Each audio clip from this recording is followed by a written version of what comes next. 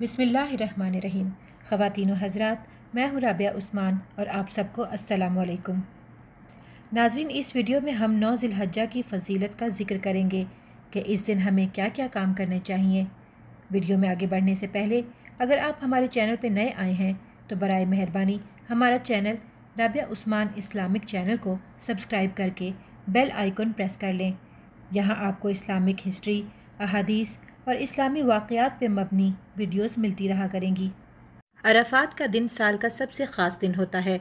इस दिन अल्लाह ताला जहन्नुम से बहुत बड़ी तादाद में लोगों को रिहा कर देता है, यानी जिन लोगों का नाम जहन्नुम में कन्फर्म लिखा जा चुका हो, अल्लाह ताला उन सब को मुआफ़ कर देता है।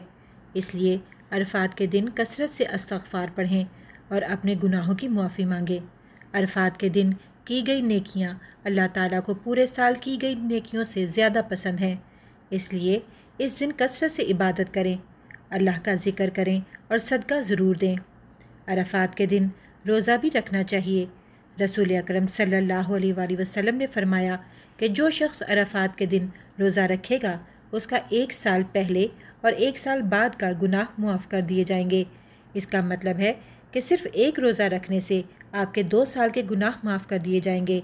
अरफात के दिन हमारी दुआएं बहुत ज़्यादा कबूल की जाती हैं, क्योंकि इस दिन अल्लाह ताला अपने बंदों से खुश होता है और इनकी दुआओं को कबूल फरमाता है।